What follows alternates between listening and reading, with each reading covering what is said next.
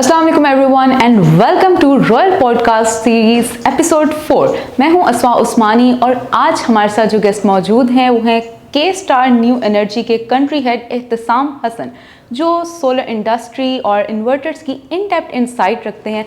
आज हम उनसे बात करेंगे लेटेस्ट टेक्नोलॉजी के बारे में और कस्टमर की कॉमन प्रॉब्लम्स और फ्यूचर ट्रेंड्स के बारे में।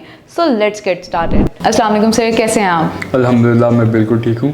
सबसे पहले तो अस्वा, आपका बहुत शुक्रिया for the kind introduction and thank you so much for having me here.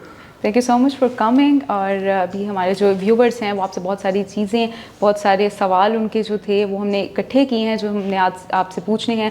Specifically अगर आज के टाइम में इन्वर्टर टेक्नोलॉजी में कौन से नए इनोवेशंस आ रहे हैं और जो कस्टमर को अपने सिस्टम में लाजमी तौर पर अडॉप्ट करने चाहिए और क्यों अडॉप्ट करने चाहिए?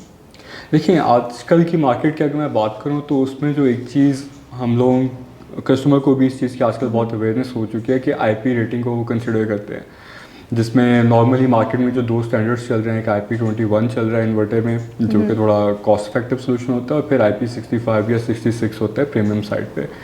तो अक्सर लोगों को ये लगता है कि यार इसका ताल्लुक सिर्फ और सिर्फ इंडोर और आउटडोर इंस्टॉलेशन से है, कि आप IP20 को इंडोर करेंगे और IP65 में आपको ऑप्शन मिलती है आउटडोर इंस्टॉलेशन की। लेकिन ऐसा नहीं है हमारे, क्योंकि यहाँ पे जो टेम्परेचर कंडीशंस होते हैं वो काफ़ी हार्श होते हैं। जब हायर साइड पे टेम्परेचर होता है तो वो भी काफ़ी हायर होता है, और मतलब जब हम सर्दियों में अगर जाएँ कुछ रीजन्स में तो लोअर टेम्परेचर्स भी काफ़ी ज़्यादा होते हैं। जब आपके इन्वर्टर की IP रेटिंग कम होती है तो उसका टेम्परेचर इम्पैक्ट अकॉर्डिंगली बढ़ जाता है, और उसी तरह से फिर उसकी लाइफ, उसके losses, temperature losses, heat losses बढ़ते हैं तो प्रोडक्ट की लाइफ भी अकॉर्डिंगली फिर कम होती है। यही एक रीज़न है कि अगर हम IP20 की बात करें तो उसकी वारंटी भी कम होती है एज़ कम्पेयर टू IP65 या 66। तो इट्स ऑलवेज प्रेफरेबल कि आप IP65 या उससे अबव IP रेटिंग वाले इन्वर्टर की पे जाएँ। सेकेंडली, हम लोग देख रहे हैं कि ओवर द टाइम नॉर्मली जो यूरोप के अंदर ट्रेंड चल रहा होता है उसमें यह है कि रेजिडेंशियल इंस्टॉलेशंस पे वो स्मॉलर पैनल ही यूज़ करते हैं, मे बी 350, 400, मैक्सिमम 500 इसके अकॉर्डिंगली। लेकिन हमारे पाकिस्तान में एक ट्रेंड है कि जो भी लेटेस्ट पैनल होता है, चाहे रेजिडेंशियल इंस्टॉलेशन हो या C&I इंस्टॉलेशन हो, लोग हमेशा जो है हाईएस्ट जो मैक्सिमम साइज़ अवेलेबल होता है मार्केट में उस पर जाते हैं। रेजिडेंशियल पे भी लोग 700-600 वाट वाला पैनल जो है प्रेफर करते हैं कि हम लगाएं। ऐसे में फिर आपके इन्वर्टर की जो करंट रेटिंग्स होती हैं, MPPT करंट रेटिंग, वो बहुत मैटर करती है। क्या है, आप एक हायर करंट रेटिंग वाला पैनल यूटिलाइज़ कर रहे हैं तो क्या आपका इन्वर्टर जो है उससे वो कंपैटिबल है, वो उतना करंट रेटिंग ऑफर कर रहा है या नहीं। सेकेंडली, अगर आपके इन्वर्टर की करंट रेटिंग हायर साइड पे हो, आपको ये रूम मिलता है कि फ्यूचर एक्सपेंशन जो है वो आपको अलाउ करता है। मे बी आपका 10 किलोवाट का सिस्टम है, आप अभी उसके ऊपर कम PV लगा रहे हैं, लेकिन आप ये सोच रहे हैं कि यार और 3-4 साल में जब ये डीरेट हो जाएगा थोड़ा मेरा पैनल, तो मैं इसमें मज़ीद एडिशन करूँगा। तो उस वक्त मुमकिन है अगर आज आप 600 वाट का पैनल लगा रहे हैं, आपको उस वक्त 600 वाट का ना मिले, आपको 650 मिले, कोई इस किस्म का सोल्यूशन मिले। तो उसमें मल्टीपल MPPTs होना ज़रूरी है ताकि आप सेकंड पैनल को इंटीग्रेट कर सकें, और फिर उसकी करंट रेटिंग जो है ज़्यादा होना ज़रूरी है कि फ्यूचर में जब आप वो पैनल इंटीग्रेट करें तो उसके साथ भी कंपैटिबल हो। And if you talk about hybrid inverters के आने से कस्टमर की डेली इलेक्ट्रिसिटी का जो यूसेज है और बिल, वो किस तरह से बदल सकते हैं, और जो कि अभी वो इमेजिन नहीं कर रहे? ठीक है, अभी हमारी मार्केट में जो एक ट्रेंड चल रहा था वो ग्रीन मीटर्स का चल रहा था, नेट मीटरिंग में, जिसमें मैक्सिमम जो कंज्यूमर्स थे उन्होंने ऑन ग्रिड इन्वर्टर्स लगाए हुए थे। अब जिस तरह ये एक हकीकत हो चुकी है कि ऑन ग्रिड इन्वर्टर्स की मार्केट जो है श्रिंक कर रही है, तो मैक्सिमम मार्केट जो है हाइब्रिड प्रोडक्ट्स के ऊपर ही मूव कर रही है। उसकी एक रीज़न ये भी है कि शुरू में जब हमारी सोलर मार्केट स्टार्ट हुई थी तो हाइब्रिड प्रोडक्ट्स की जो क्वालिटी आ रही थी और जो प्राइस पॉइंट था वो एक आम कंज्यूमर की रेंज से बाहर था। लेकिन एज ऑफ नाउ हम देख रहे हैं कि हाइब्रिड इन्वर्टर्स भी एक आम कंज्यूमर के प्राइस पॉइंट के अंदर आ रहे हैं, और वो सोल्यूशन ज़्यादा इकोनॉमिकल बन रहा है। अब अगर आप गवर्नमेंट की रिसेंट रेगुलेशन को देखें जो ग्रॉस मीटरिंग की तरफ जा रही है, तो ऐसे में आपका जो रिटर्न ऑन इन्वेस्टमेंट है फॉर हाइब्रिड इन्वर्टर वो बेहतर होगा। साथ ही साथ वो आपको ये लग्जरी भी दे रहा है कि जब आपकी ग्रिड आउटेज होती है या आपके पीक आवर्स होते हैं तो आप उसमें पीक शेविंग कर सकें, मतलब पीक आवर्स में अपना लोड मैक्सिमम आप बैटरी के थ्रू रन करें, और अगर आपकी ग्रिड आउटेज हो जाती है तो आपको ये कंफर्ट दे रहा है कि वो आपका लोड एनर्जाइज कर देगा। क्रिटिकल लोड जिसमें लाइटें, पंखे हो गए, अगर आप थोड़ा सिस्टम साइज बढ़ा लेते हैं, लग्जरी की साइड पे जाते हैं, तो फिर आप AC के साइड पे भी जा सकते हैं, AC को भी एनर्जाइज कर सकते हैं। तो नॉर्मल अब जो हमारा मार्केट शिफ्ट होगा that will be towards hybrid, और ऑन ग्रिड अब श्रिंक करेगा। जब आप हाइब्रिड इन्वर्टर पे आते हैं तो वहाँ पे फिर आपको बाजू का जो ट्रेंड है वो ये है कि आप अपनी इन हाउस कंजम्पशन को बढ़ाते हैं, क्योंकि ग्रॉस मीटरिंग में आपको एक्सपोर्ट एडवांटेज आपका डिक्रीज़ हो गया है, तो आपका maximum advantage in house consumption से होगा। जिसमें अगर मैं फ्यूचर में बात करूं, हम लोग एक चीज़ को अब जो देखेंगे अगले में भी 2-3 साल में ऑलरेडी हम देख रहे हैं कि इलेक्ट्रिक कार्स की एक बहुत ज़्यादा पाकिस्तान में भरमार मैं कहूँगा हो रही है। मल्टीपल ब्रांड्स लॉन्च कर रहे हैं, आपको इलेक्ट्रिक कार भी अब हर प्राइस पॉइंट में मिल सकती है। Exactly. तो इसमें ये होगा कि फ्यूचर में लोग अपनी जो इन हाउस कंजम्पशन है उसे बढ़ाएंगे, इलेक्ट्रिक चार्जेस थ्रू अपनी जो एक्सेस इलेक्ट्रिसिटी है उसे बैटरीज में स्टोर करेंगे, उससे अपनी कार चार्ज करेंगे और इन हाउस कंजम्पशन के जो पैरामीटर्स हैं ये फर्दर बढ़ेंगे, वो एक्सटेंड करते जाएंगे मल्टीपल वेज में। क्योंकि ग्रिड एक्सपोर्ट का एडवांटेज रिड्यूस हो जाएगा, तो उन्हें ग्रिड एक्सपोर्ट करना उनके लिए टेम्पटिंग नहीं रहेगा। उनका मैक्सिमम पे बैक भी तभी आएगा जब उनकी इन हाउस कंजम्पशन बढ़ेगी, क्योंकि वही आप वाली बात ना कि मल्टीपल चीज़ें ही ऐसी ऐड होती जाएंगी कि जिससे आपका कंजम्पशन बढ़ेगा, जिसमें आपने एक एग्जांपल दी व्हीकल्स की, और इस तरह से और भी चीज़ें हैं। अभी यूरोपियन साइड पे यूरोपियन साइड पे जो है इस तरह हो रहा है कि वो अक्सर ऐसे भी करते हैं, उन्होंने हीट पंप्स रखे हुए हैं या वाटर हीटर्स रखे हुए हैं। जैसे हमारे घर में गीज़र होते हैं बेसिकली, वो एक स्मार्ट उन्होंने हीट पंप रखा होता है जो कि आपके वाटर को हीट कर देता है। तो वो भी एक एनर्जी स्टोरेज का जरिया है कि जो आपने मतलब गैस यूटिलाइज करनी थी या कोई और मीन्स यूटिलाइज करनी थी, अपनी एक्सेस एनर्जी को उस तरह स्टोर कर सकते हैं। Again the gadgets are increasing day by day. So अगर इन्वर्टर फेलियर्स की बात करूँ तो इन्वर्टर फेलियर अक्सर किसी ऐसी वजह से होते हैं जो कस्टमर को पता नहीं होती, तो आपके अकॉर्डिंगली वो कौन सी ऐसी वजह है इन्वर्टर फेलियर की जो कस्टमर नोटिस ही नहीं करते? इन्वर्टर फेलियर की अगर मैं बात करूँ तो अनफॉर्चुनेटली या फॉर्चुनेटली इन्वर्टर एक बहुत ही की कंपोनेंट होता है एक सिस्टम का। जैसे अगर हम नॉर्मली कंप्यूटर की ज़ुबान में आपको समझाऊं तो एक सेंट्रल प्रोसेसिंग यूनिट है। पैनल के ऊपर कोई फॉल्ट है तो आप पैनल पे नहीं देख सकते। सिमिलरली बैटरीज में अब आके ये हो रहा है कि LCDs वगैरह इंटीग्रेट कर रहे हैं, but I am not sure कि वो फॉल्ट उस तरह से इंडिकेट करते हैं या नहीं। आज जाके जो आपकी कंप्लीट प्रोसेसिंग हो रही है वो आपके इन्वर्टर में हो रही है, जिसने पूरे सिस्टम को संभाला हुआ है, मॉनिटर कर रहा है सारे पैरामीटर्स को। तो उसका फिर डिसएडवांटेज ये होता है कि कोई पैनल साइड से इशू है या बैटरी की BMS से इशू है तो वो इन्वर्टर के ऊपर शो हो रहा है एज एन एरर। तो लोगों की मिसकंसेप्शन ये होती है कि भाई ये इन्वर्टर ख़राब हो गया, जबकि ऐसा नहीं होता। तो आपको बता रहा होता है एग्जैक्टली। अब मैं अपने एक्सपीरियंस से अगर आपको एक वाक़या शेयर करूँ तो एक दफ़ा एक साहब के पैनल्स में कोई माइक्रो क्रैक्स थे जिससे वाटर सीपेज हो रही और लीकेज करंट जो उसकी वजह से जनरेट हो रहा था।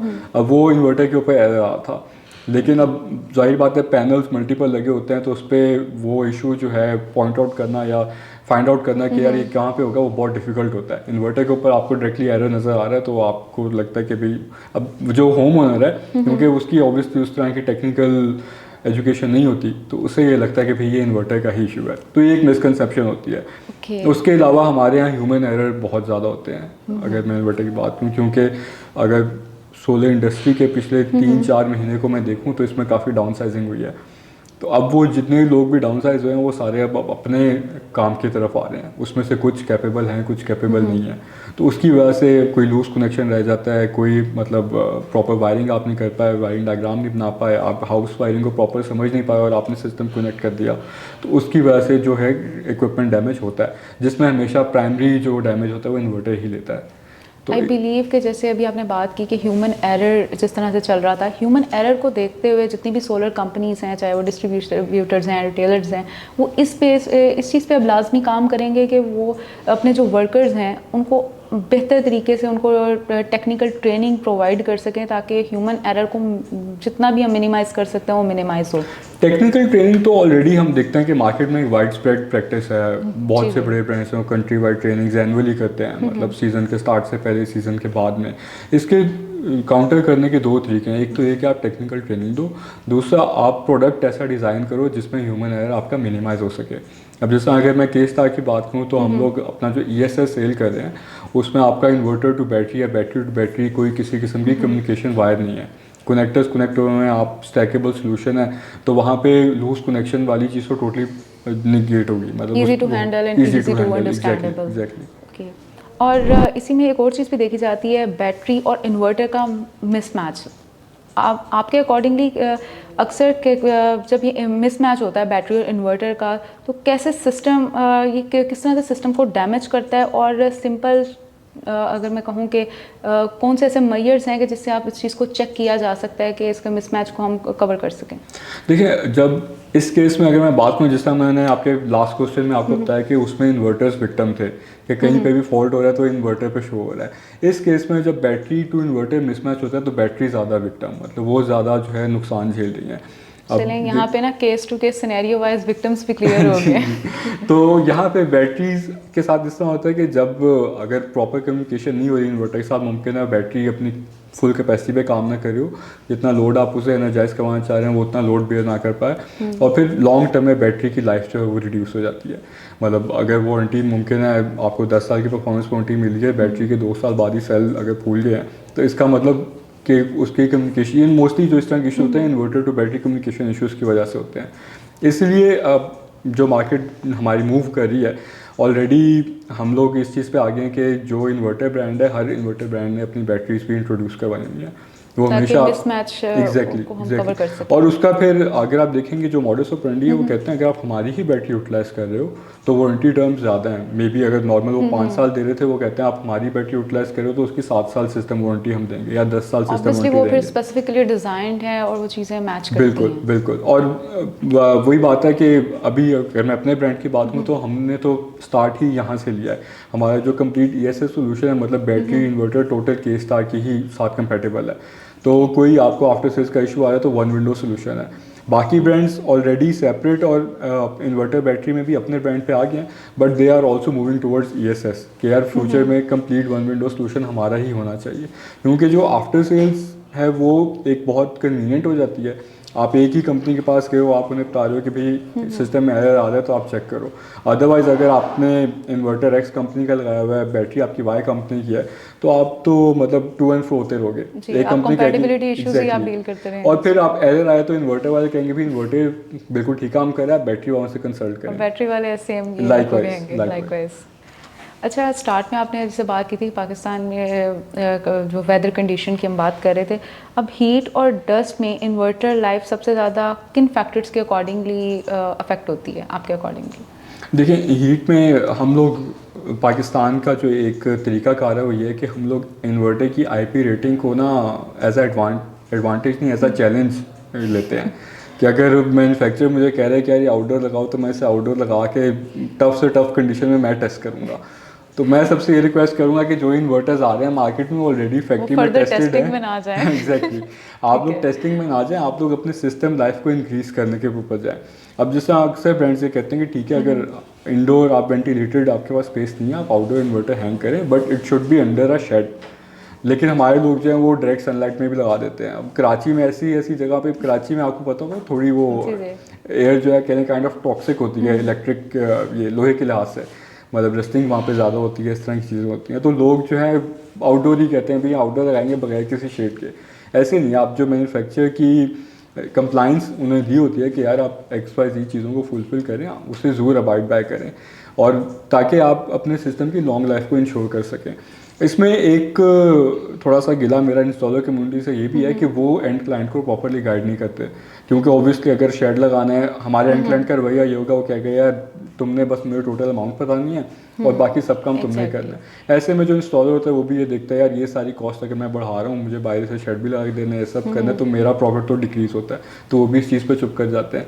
और बाद में वारंटी के ऊपर एक छोटा सा डिस्क्लेमर डाला होता है कि as per manufacturer terms and conditions, कि जब वारंटी केस आएगा वो तो हम मैन्युफैक्चरर को ही दे देंगे। ये आपने बहुत एक अच्छा पॉइंट रेज किया है, वरना लोग यही कह रहे होते हैं कि कोई भी जो कस्टमर है, कस्टमर उसको प्रॉपर्ली तरीके से हैंडल नहीं करता। लेकिन आपने ये बात बहुत अच्छी की है कि इंस्टॉलर्स को भी चाहिए कि वो उनको प्रॉपर्ली गाइड करें कि ये आपने शेड में रखना है या किस तरह से इसको रखना है। और we talk about grid instability और लोड शेडिंग को देखते हुए नेक्स्ट जेन इन्वर्टर्स किस नए फीचर्स के साथ आ रहे हैं? देखिए, ग्रिड इंस्टेबिलिटी एक ऐसी चीज़ है जो कि मुझे लगता है काफ़ी हद तक ऑलरेडी हमने काउंटर कर ली है। मैक्सिमम मैन्युफैक्चरर्स जो हैं वो HVRT और LVRT जैसे फंक्शंस दे रहे हैं जो कि इस चीज़ को इंश्योर करता है कि अगर आपकी ग्रिड वोल्टेज ज़्यादा होगी है या कम होगी है तो आपका इन्वर्टर जो है वो सेफ़ ऑपरेशंस है। उसमें भी मैन्युफैक्चरर्स ने एक सेफ लिमिट दी हुई है कि यार अगर मे बी 10, 15, 20% तक ऊपर नीचे हो रही है तो इन्वर्टर ऑटोमेटिकली एडजस्ट कर लेता है। फिर एक सर्टन लिमिट से अगर ज़्यादा हो रही है तो फिर जो है वो डैमेजिंग में आता है, फिर वो आप उसे भी इंक्रीज़ कर सकते हो मैन्युफैक्चर से बात करके, बट द थिंग इज़ के वो फिर आपकी वारंटी टर्म्स एंड कंडीशंस पे इम्पैक्ट लाता है कि एक सेफ थ्रेशोल्ड से को भी अगर आप क्रॉस कर गए हो। बाकी अगर sorry, second part of the question क्या था? मैं क्वेश्चन ये था कि कौन से नए फीचर्स इसमें आ रहे हैं। ठीक है, देखें ग्रिड इंस्टेबिलिटी को तो हम इस तरह काउंटर कर सकते हैं। बाकी इन्वर्टर्स के नए फीचर्स वही जिस तरह मैं आपको बताया था, हम करंट रेटिंग पे और आईपी रेटिंग पे मेनली मार्केट फोकस्ड है। और अब एक चीज़ लोग ये प्रेफर कर रहे हैं कि वो कहते हैं कि आपके इन्वर्टर के ऊपर ही कंप्लीट मॉनिटरिंग होनी चाहिए। तो मैक्सिमम इन्वर्टर्स में वो बिल्ट इन एलसीडीज इस तरह की चीज़ों के साथ आ रहे हैं। जैसा अगर हम अपने ऑन ग्रिड की रेंज की बात करें तो ऑलमोस्ट सारे मॉडल्स के अंदर ही बिल्ट इन एलसीडी है कि आप अपनी प्रोडक्शन सब कुछ वहाँ से मॉनिटर कर सकते हो इन्वर्टर पे। इसी को मैं मज़ीद आगे एक्सटेंड करूँगी कि सही साइजिंग और बैकअप प्लानिंग में अक्सर कस्टमर का सबसे बड़ा कैलकुलेशन मिस्टेक कौन सा होता है? देखिए अभी इस वक्त मार्केट में जो एक चैलेंज है वो ये है कि अक्सर लोग ऐसे करते हैं कि वो फर्स्ट करें 12 किलो वाट का इन्वर्टर ले आए हैं, 12 किलो वाट का हमसे उन्होंने ESS का इन्वर्टर प्रोक्योर कर लिया है। वो कहते हैं अभी हमारा बजट जो है वो हमें 2 बैटरीज की इजाज़त नहीं दे रहा, तो हम अभी एक बैटरी लगाएंगे। अब उसने बैटरी एक लगाई है जो कि 5 किलो वाट आ की है, लेकिन वो एक्सपेक्ट ये कर रहा है कि मेरा इन्वर्टर 12 किलो वाट का है तो मैं पूरा 12 किलो वाट का ही लोड चलाऊँ। तो ये एक बहुत मेजर मिस्टेक है जिसकी वजह से बैटरी भी ख़राब होती है और आपका इन्वर्टर भी ओवरलोडिंग का एरर देता है, क्योंकि आपने बैकअप उतना इंटीग्रेट ही नहीं किया। या तो आप मतलब इन्वर्टर छोटा ले लें और उसके अकॉर्डिंगली बैटरी करें जितनी आपकी अभी रिक्वायरमेंट है, या अगर आप 12 किलो वाट पे जा रहे हैं तो उसकी मिनिमम बैकअप रिक्वायरमेंट ज़रूर फुलफिल करें। यहाँ पे 10 भी किलो आपकी वाट कंपैटिबिलिटी वाली बात आ जाएगी ना जी, मतलब उस यहाँ पे इस तरह है कि अगर आप लोड 12 किलो वाट का नाजायज़ करें तो आप ये इंश्योर करें कि आपकी जो बैटरी है उसकी चार्ज डिस्चार्ज रेटिंग और उसकी जो साइजिंग है वो आपके लोड के हिसाब से डिज़ाइन हो। आप ये एक्सपेक्ट नहीं कर सकते कि यार मैंने 12 किलो वाट का इन्वर्टर लिया है, मैं उसके ऊपर 10 किलो वाट का लोड चलाऊँगा और बैटरी में एक लगाऊंगा। ऐसे नहीं हो सकता, आपको फिर 10 किलो वाट आके ही बैटरी चाहिए मिनिमम उस लोड का नाजायज़ करने के लिए। Right, and you know we are moving towards 2026 और अब आने वाले 3 से 5 साल में इन्वर्टर टेक्नोलॉजी और एनर्जी स्टोरेज की जो मार्केट है पाकिस्तान में, आपको क्या लगता है कि वो किस डायरेक्शन में जा रही है और फर्दर आगे हम किन चीज़ों को विटनेस करेंगे? मुझे लगता है कि अगर मैं पाकिस्तानी मार्केट की बात करूं तो पाकिस्तान ने पैनल्स में दुनिया को लीड किया है और हम सिमिलरली बैटरी में और बेस्ट में भी दुनिया को लीड करेंगे। हम ऑलरेडी बहुत से, मैं उनको फॉलो कर रहा हूँ कलीग्स के साथ, तो हम बहुत से मेगावाट आवर स्केल के जो है बेस्ट प्रोजेक्ट्स देख रहे हैं पाकिस्तान में। उसके बाद फिर हम लोग अगर मिड लेवल पे आ जाएं तो 100 किलो वाट और 100 किलो वाट पर 200 किलो वाट है, ये तो एक नॉर्मल साइजिंग इस वक्त हो चुकी है। मल्टीपल ब्रांड्स इस पर भी काम कर रहे हैं और रेजिडेंशियल जैसा मैं आपको बता रहा हूँ वो तो ओवर नेक्स्ट में भी 1 to 2 year totally he hybrid के ऊपर मूव कर जाएगी। इवन जो एग्जिस्टिंग ऑन ग्रिड लाइसेंस जिन लोगों के शुरू में लगे थे 2019 अर्ली 2016-17 में, वो अब एक्सपायरेशन की तरफ आ रहे हैं और वो सारे भी अब हाइब्रिड की तरफ मूव करेंगे। तो हम लोग बैटरीज़ में ऑलरेडी, बल्कि मैं इस चीज़ को कह सकता हूँ बैटरीज़ में ऑलरेडी हम दुनिया को लीड करेंगे। आज आके जो मुझे कमी महसूस होती है वो ये है कि हमें बैटरी की क्वालिटी चेक कोई यहाँ पे नहीं है। जैसे पाकिस्तान की एक अनफॉर्चुनेट सिचुएशन ये है कि यहाँ पे आप सस्ते से सस्ती और महंगी से महंगी चीज़ बेच सकते हो। तो यहाँ पे एक थर्ड पार्टी गवर्नमेंट बॉडी होनी चाहिए जो कि ये इवेल्युएट करे और क्लियरली हर मैन्युफैक्चर की वो स्पेक्स को क्रॉस चेक करें कि भाई डाटा शीट पे ये लिखा हुआ है, एक्चुअल में हमने इन कंडीशंस में जो है प्रोडक्ट टेस्ट किया और इसने ये परफॉर्मेंस दिया है उससे, क्योंकि फिर एंड कस्टमर को पता चलेगा। अभी आज की तारीख में ये है कि आपको बैटरी जो है 170 की भी मिल रही है, आपको सिमिलर स्पेक्स के साथ बैटरी 2 लाख 20 लाख 2.5 लाख की भी मिल रही है। तो अब एंड क्लाइंट को नहीं पता कि उसकी नज़र में डाटा शीट पे सेम पैरामीटर्स हैं, दोनों बैटरी सेम चीज़ें ऑफर कर रही हैं। तो ये एक ऐसी गवर्नमेंट बॉडी मेरे ख्याल से होनी चाहिए जो कि आपको इंडिपेंडेंट इवैल्यूएशन प्रोवाइड करे कि यार ये बैटरी ये क्लेम कर रही है डाटा शीट पे, क्या ये उतना ऑफर भी कर रही है, क्या हमने इसे पाकिस्तान की टेस्टिंग कंडीशंस में टेस्ट किया और इसने क्या रिजल्ट्स हमें दिए हैं। क्योंकि इससे फिर एंड क्लाइंट को ये पता चलेगा कि अगर वो 220 वाली बैटरी खरीद जाए तो definitely he is paying for something, वो क्वालिटी के लिए पे कर रहा है, सिमिलर चीज़ उससे ऑफर नहीं हो रही। तो और अगले मज़ीद अगर फीचर्स की बात करूँ तो मुझे लगता है कि कुछ ब्रांड्स ऑलरेडी इस चीज़ पे काम कर रहे हैं। आपके पोर्टल्स के ऊपर AI इंटीग्रेटेड होगी। अब AI इंटीग्रेटेड मल्टीपल तरीके से होगी, मतलब मुमकिन आपके महीने का एक हफ़्ता गुजरे और वो आपको अगले हफ्ते की वेदर फोरकास्ट के मुताबिक बता देगी कि आपका सिस्टम कितना जो है प्रोड्यूस करेगा।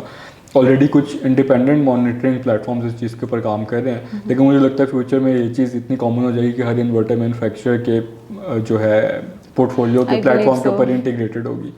और सिमिलरली जब आपका कोई इस तरह एरर आएगा, माइनर एरर आएगा या फॉल्ट आएगा, तो आप इमीडिएटली अपने पोर्टल पे ही चेक कर सकते हो कि ये क्या इशू है और इसे कैसे जो है रेट्रोफिट करना है। डेफिनेटली मैं ये रिकमेंड नहीं करूँगा एज अ होम ओनर कि आप उसे जो है ट्रबल शूट करने बैठ जाओ, उसके लिए आप किसी प्रोफेशनल का इंतखाब करें। बट ये है कि जो इमीडिएटली लोगों को एक क्यूरोसिटी होती है कि यार ये इशू क्या हो गया है, वो आपकी क्लियर हो जाएगी, आपको जैसे पता आपने स्टार्ट में बात की थी कि फिगर आउट करने वाले जो प्रॉब्लम है, हमें फिगर आउट नहीं हो रहा होता, आई बिलीव कि उसमें काफ़ी हेल्प हो सकती है। Exactly. So you are saying कि हम पाकिस्तान माशाल्लाह पैनल तो बहुत तरक्की कर रहे हैं और आने वाले सालों में बैटरी और इन्वर्टर की साइड में भी इंशाल्लाह पाकिस्तान ज़रूर बहुत तरक्की करेगा और हम एआई की तरफ भी जा रहे हैं। और एक ख़ास बात जो आपने मेंशन की वो थी गवर्नमेंट बॉडी की इन्वॉल्वमेंट के बारे में। क्योंकि आप ये बिलीव करते हैं कि एक गवर्नमेंट बॉडी इन्वॉल्वमेंट होना बहुत ज़रूरी है ताकि चीज़ें बेहतर अंदाज में मैनेज हो सके। बिल्कुल। देखिए, मैं यहाँ पे एक एक्सपीरियंस अपना शेयर करूँगा। पिछले दिनों केपी के गया था, तो वहाँ पे एक साहब ने मुझे कहा कि भाई मेरी बैटरी की फैक्ट्री है, और वो फिर मुझे पीछे एक कमरे में ले गए जहाँ पे 4 लोग बैटरी असेंबल कर रहे थे। वो चाइना से सेल्स प्रोक्योर कर रहे थे और वहाँ पे बैटरी असेंबली चल रही थी। सबसे पहले तो टोटल मतलब man handled battery, automated battery नहीं थी, जिससे आपके ह्यूमन एरर डेफिनेटली बढ़ जाता है, तो क्वालिटी कॉम्प्रोमाइज़ होती है। सेकेंडली, वो बैटरी किसी किस्म की सर्टिफिकेशन से कंप्लाई नहीं करती, क्योंकि इंटरनेशनल स्टैंडर्ड्स पे बनी नहीं, उसके पास कोई टेस्टिंग बॉडी तो है नहीं, लेकिन वो बैटरी वो उस एरिया में सेल कर रहा है। एक दौर था जब सीएनजी आई थी तो लोग कहते थे कि हर गाड़ी के अंदर एक बॉम्ब लगा हुआ है। सिमिलरली लिथियम बैटरी जो है, अगर प्रॉपरली हैंडल्ड नहीं है, प्रॉपर सर्टिफाइड नहीं है, रिलायबिलिटी के जो उसके स्टैंडर्ड्स हैं उन्हें कंप्लाई नहीं करी, तो ये भी हर घर में एक बॉम्ब लगा हुआ है। तो मैं लोगों से ज़रूर कहूँगा कि आप हमेशा, अगर when it comes to battery, आप किसी रिप्यूटेड ब्रांड का जो है इंतखाब करें। आपने बात की गवर्नमेंट बॉडी की इन्वॉल्वमेंट की। सो मेरा ये सवाल है कि if you are a policy maker, अगर आपको पॉलिसी मेकर बनाया जाए तो वो कौन सा ऐसा अनपॉपुलर डिसीजन है जो आप लेंगे सोलर इंडस्ट्री को मज़ीद बेहतर बनाने के लिए? देखिए, इसमें सबसे पहले तो जिस तरह मैं बैटरीज की जिक्र कर रहा था कि एक ऐसी इंडिपेंडेंट बॉडी बनाऊंगा जो कि हर बैटरी ब्रांड को इवेल्युएट करेगी, और एक वेबसाइट के ऊपर क्लियरली जो उनकी वैल्यूएशंस हैं वो लिस्टेड होंगी, पब्लिकली अवेलेबल होंगी, हर बंदा जाके चेक कर सकता है कि यार ये मेरे साथ कमिटमेंट है, डाटा शीट पे ये स्पेसिफिकेशंस हैं, क्या ये बैटरी उन्हें फुलफिल कर रही है या नहीं। सेकेंडली, मेरे ख्याल से सोलर बिज़नेस की में जो एक बहुत ज़्यादा अभी नीड ऑफ द आवर है वो ये है कि जो बंदा सोलर बिज़नेस कर रहा है उसके पास एक सर्टेन क्वालिफिकेशन, एक सर्टेन नंबर ऑफ इंजीनियर्स और टेक्निकल स्टाफ होना बहुत ज़रूरी है। ये नहीं कि वन मैन शो जैसा हम देख रहे हैं कि लोग इक्विपमेंट, अभी मार्केट में ये चीज़ भी चल रही है कि लोग इक्विपमेंट खुद प्रोक्योर कर रहे हैं। एक वर्ड बोला जाता है डिटेल ओरिएंटेड पर्सन होना, वो बहुत ज़रूरी है। बिल्कुल बिल्कुल। अभी मार्केट में जो चल रहा है एक नॉर्म वो ये है कि लोग इक्विपमेंट लेते हैं, उसके बाद अपने में भी मोहल्ले के इलेक्ट्रिशियन को बुला देते हैं इंस्टॉलेशन के लिए। तो जिसकी वजह से मतलब ऑब्वियसली उसके पास वो सर्टिफिकेशंस नहीं है, वो कंप्लायंस नहीं है कि वो इंश्योर करवा सके कि यार सारे जो स्टैंडर्ड्स हैं वो फुलफिल हो रहे हैं। तो जो बंदा सोलर इंस्टॉलेशन में आ रहा है, सोलर बिजनेस में आ रहा है, उसके पास एक certain level of degree, education और टेक्निकल स्टाफ होना बहुत ज़रूरी है। तो इस चीज़ के ऊपर मैं कंप्लायंस जो है डेफिनेटली सख्त करूँगा कि यार जो बंदा कंपनी रजिस्टर कर रहा है, he needs to have a certain qualification.